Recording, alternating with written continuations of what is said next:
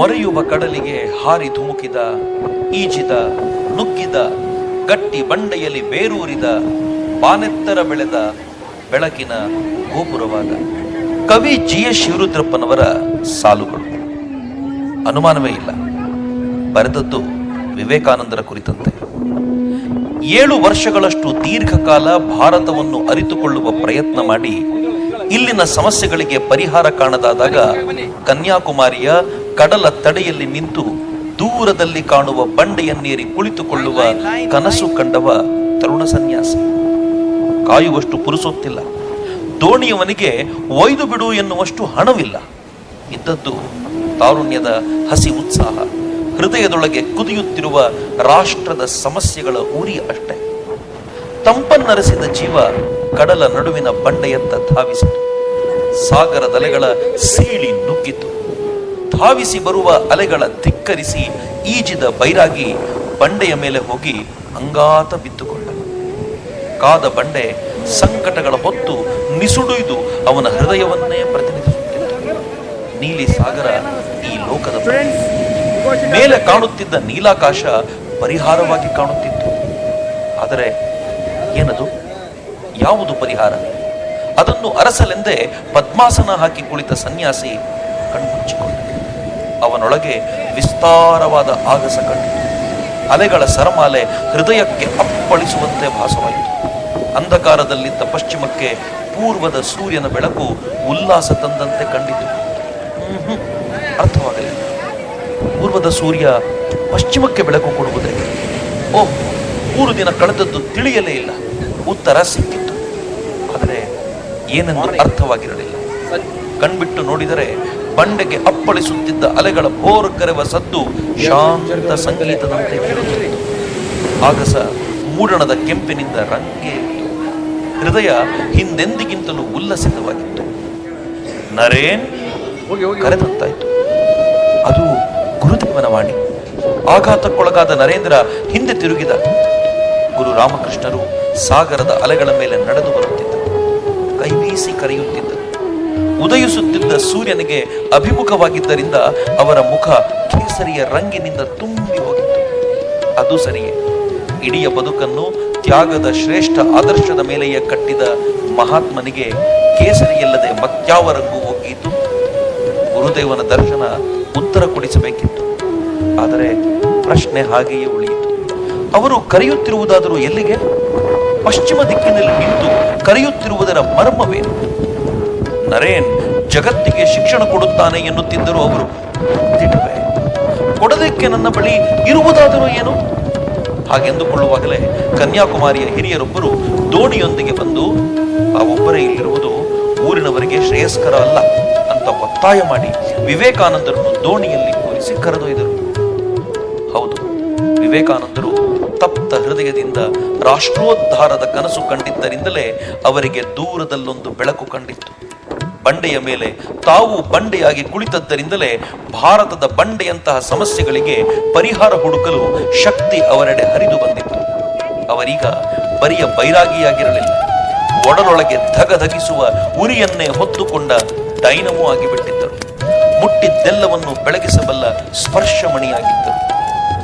ನರತ್ನಂ ಅನ್ವಿಷ್ಯತೆ ಮೃಗ್ಯತೆ ಹಿತತ್ ಎಂಬುದೊಂದು ಮಾತಿದೆ. ರತ್ನ ತಾನೇ ಹೋಗಿ ತನ್ನ ಪರಿಚಯ ಮಾಡಿಕೊಳ್ಳಬೇಕಾಗಿಲ್ಲ, ಅದನ್ನೇ ಹುಡುಕಿಕೊಂಡು ಜನ ಬರುತ್ತಾರೆ.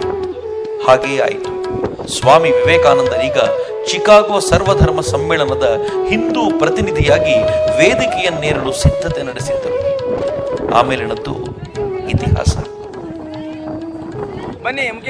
ಪೂರ್ವದ ಬೆಳಕು ಪಶ್ಚಿಮದ ದುರಹಂಕಾರದ ಒಣಹುಲ್ಲಿಗೆ ಕಿಡಿ ತಾಕಿಸಿ ದಿಗ್ಗನೆ ಉರಿದು ಹೋಗುವಂತೆ ಮಾಡಿತ್ತು. ಸದಾ ಶಿಸ್ತು, ಸಭ್ಯತೆ, ಆಚರಣೆಗಳ ವಿಚಾರಕ್ಕೆ ಬೆಲೆ ಕೊಡುವ ಪಶ್ಚಿಮದ ಜನ ಈ ತರುಣನೆದುರಿಗೆ ನೆಲದ ಮೇಲೆ ಕುಳಿತು ಭಾಷಣ ಆಲಿಸುತ್ತಿದ್ದರು. ಸ್ವತಃ ಭಾರತವನ್ನಾಳುತ್ತಿದ್ದ ಬ್ರಿಟನ್ನಿನ ರಾಣಿ ಮಾರುವೇಷದಲ್ಲಿ ಈತನ ಮಾತು ಕೇಳಲು ಬರುತ್ತಿದ್ದಳಂತೆ. ಜಗತ್ತಿನಲ್ಲಿ ನಮಗಿಂತ ಬುದ್ಧಿವಂತರು, ನಾಗರಿಕರು ಯಾರೂ ಇಲ್ಲ ಎಂಬ ಪಶ್ಚಿಮದವರ ಅಹಂಕಾರ, ಅಜ್ಞಾನ ಕರಗಿ ಮಾಯವಾಗಿತ್ತು. ಭಾರತದ ಬಗೆಗಂತೂ ಅವರಿಗೀಗ ಹೊಸ ಅಧ್ಯಯನವೇ ಸರಿ. ಅಲ್ಲಿಯವರೆಗೂ ಭಾರತವೆಂದರೆ ಅರೆನಗ್ನ, ಸದಾ ಮೋಕ್ಷವೆಂಬ ಬಿಸಿಲು ಕುದುರೆಯ ಬೆನ್ನು ಹತ್ತಿ ಓಡುವ ಬ್ರಾಹ್ಮಣರ ಸಂಕುಲವೆಂದು ಭಾವಿಸಿತ್ತು ಪಶ್ಚಿಮ. ಸ್ವಾಮಿ ವಿವೇಕಾನಂದರು ಈ ಮೂಲ ಚಿಂತನೆಗೆ ಕೊಡಲಿ ಇಟ್ಟುಕೊಟ್ಟರು. ಕ್ಷತ್ರಿಯ ಕುಲಕ್ಕೆ ಸೇರಿದ ತರುಣನೊಬ್ಬ ವೈರಾಗ್ಯವನ್ನೇ ಮೈವೆತ್ತು ಕಾವಿಧಾರಿಯಾಗಿ ಭಾರತವನ್ನೆಲ್ಲ ಸಂಚರಿಸಿ ಅಮೋಘವಾದ ಇಂಗ್ಲಿಷಿನಲ್ಲಿ ಮಾತನಾಡುವುದು ಅವರಿಗೆ ಜೀರ್ಣಿಸಿಕೊಳ್ಳಲು ಆಗಲೇ ಇಲ್ಲ. ಜೊತೆಗೆ ಭೂಗೋಳದಿಂದ ಹಿಡಿದು ಖಗೋಳದವರೆಗೆ, ಮತಶಾಸ್ತ್ರಗಳಿಂದ ಶುರು ಮಾಡಿ ಬಲಾಢ್ಯ ಆಧ್ಯಾತ್ಮ ಚಿಂತನೆಯವರೆಗೆ ಆತನಿಗೆ ತಿಳಿಯದೇ ಇರುವ ಸಂಗತಿಯೇ ಇರಲಿಲ್ಲ. ಭಾರತವೆಂದರೆ ಅನಾಗರಿಕರ ನಾಡು, ಅಜ್ಞಾನಿಗಳ ದುಷ್ಟರ ಬೀಡೆಂದು ಕಥೆ ಕಟ್ಟಿ ಅವರ ಉದ್ಧಾರಕ್ಕೆಂದು ಹಣ ಸಂಗ್ರಹಿಸುತ್ತಿದ್ದ ಮಿಷನರಿಗಳಿಗೆ ಸಹಿಸಲಾಗದ ವೇದನೆ ಶುರುವಾಯಿತು. ತಂಡೋಪತಂಡವಾಗಿ ಜನ ಸ್ವಾಮಿ ವಿವೇಕಾನಂದರತ್ತ ಧಾವಿಸುವುದು, ಅವರಿಂದ ಶ್ರೇಷ್ಠ ವಿಚಾರಗಳನ್ನು ತಿಳಿಯುವ ಪ್ರಯತ್ನ ಮಾಡುವುದನ್ನು ಕಂಡೇ ಅನೇಕ ಕ್ರಿಶ್ಚಿಯನ್ ಮಿಷನರಿಗಳು ಅವರ ವಿರುದ್ಧ ಸುಳ್ಳೆ ಆರೋಪ ಮಾಡಲಾರಂಭಿಸಿದರು. ಇದು ಯಾವುದು 30ರ ತರುಣನಿಗೆ ಹೊಸತಲ್ಲ. ಕನ್ಯಾಕುಮಾರಿಯ ಬಂಡೆಯ ಮೇಲೆ ಕುಳಿತಿದ್ದಾಗಲೂ ಪದೇ ಪದೇ ಅಪ್ಪಳಿಸುವ ಅಲೆಗಳನ್ನು ಆತ ಕಂಡಿದ್ದ. ಆ ಅಲೆಗಳು ಬಡಿದು ಬಳಲಿದವೇ ಹೊರತು ಬಂಡೆ ಒಂದಿಂಚು ಅಲುಗಾಡಿರಲಿಲ್ಲ. ಸ್ವಾಮಿ ವಿವೇಕಾನಂದ ಈಗ ಅದೇ ಅಚಲ ಬಂಡೆಯಾಗಿ ನಿಂತಿದ್ದರು. ಸಮಸ್ಯೆಯ ಅಲೆಗಳು ಬಡಿದವಷ್ಟೇ. ಕತ್ತಲು ಕಳೆದು ಮೂಡಣದ ರಂಗು ಕೆಂಪೇರುತ್ತಿದ್ದಂತೆ ಅಲೆಗಳು ಶಾಂತವಾಗಿ ಬಂಡೆಗೆ ಹೇಗೆ ನತಮಸ್ತಕವಾಗುತ್ತಿದ್ದವೋ, ಪಶ್ಚಿಮದ ಜನ ವಿವೇಕಾನಂದರ ಕಾಲಿಗೆ ಹಾಗೆಯೇ ಅಡ್ಡಬಿದ್ದರು.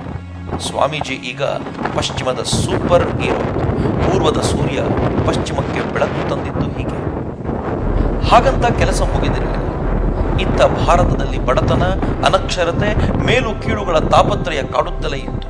ಪಶ್ಚಿಮವನ್ನು ಮಣಿಸಿ ಕಾಲಿಗೆ ಕೆಡವಿಕೊಂಡ ಅಸೀಮ ಸ್ಥೈರ್ಯದಿಂದಲೇ ಭಾರತದೆಡೆಗೆ ನಡೆದ ಬಿರು ಮನಸ್ಸಿನ ಸನ್ಯಾಸಿ ಪ್ರಚಂಡ ಸಿಡಿಗುಂಡಾಗಿಯೇ ಭಾರತದ ಮೇಲೆರಗಿದ.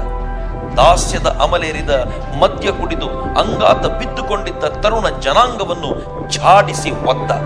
ಅವನ ಮಾತುಗಳಲ್ಲಿದ್ದ ಕೆಚ್ಚು ತಣ್ಣಗಾಗಿದ್ದ ಹೃದಯಗಳನ್ನು ಬೆಚ್ಚಗಾಗಿಸಿತು. ಭಾರತವೇ ಮತ್ತೆ ಯೌವನದತ್ತ ಮರಳಲಾರಂಭಿಸಿತು. ಹೊಸ ಜಾಗೃತಿಯ ಅಲೆ ಭಾರತದ ಬಂಡೆಗಳನ್ನು ಬಡಿಯಲಾರಂಭಿಸಿತು. ಅಗೋ, ಈ ಅಲೆಯ ರಭಸಕ್ಕೆ ಒಂದೊಂದೇ ಬಂಡೆ ಕದಲಿತು. ಎದೆ ಸಟೆಸಿ ನಿಂತಿತು. ದಾಸ್ಯದ ಧೂಳನ್ನು ಕೆಡವಿಕೊಂಡು ಯುದ್ಧಕ್ಕೆ ಸಜ್ಜಾಯಿತು. ವೈಸ್ರಾಯ್ ಕರ್ಜನ್ ಇದನ್ನು ಗುರುತಿಸಿದ್ದ.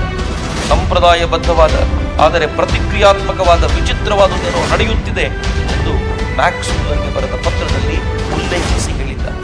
ಆದರೆ ಸಂಪ್ರದಾಯಕ್ಕೆ ಪೂರಕವಾದ, ದಾಸ್ಯಕ್ಕೆ ಪ್ರತೀಕಾರ ರೂಪಿಯಾದ ಆ ರಾಸಾಯನಿಕ ಕ್ರಿಯೆಯನ್ನು ಗುರುತಿಸುವಲ್ಲಿ ಅವನು ಸೋತು ಅನುಮಾನವೇ ಇಲ್ಲ. ಅದು ವಿವೇಕಾನಂದರು ಹೊತ್ತಿಸಿದ್ದ ಕಿಡಿ. ಸಿಡಿದ ಮೊದಲ ಪಟಾಕಿ ದೇಶದಾದ್ಯಂತ ಸರಮಾಲೆಯನ್ನೇ ಹಬ್ಬಿಸಿತು.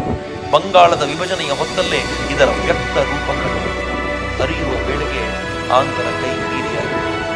ಭಾರತ ಹೊಸ ಮನ್ವಂತರದತ್ತ ಹೆಜ್ಜೆ ಹಾಕಿತು. ಇಂದು ಸ್ವಾಮಿ ವಿವೇಕಾನಂದರ ಪುಣ್ಯ ಸ್ಮೃತಿ. ಯುವ ಲೈವ್ ಅವರಿಗೆ ಶತ ನಮನಗಳನ್ನು ಸಮರ್ಪಿಸುತ್ತದೆ.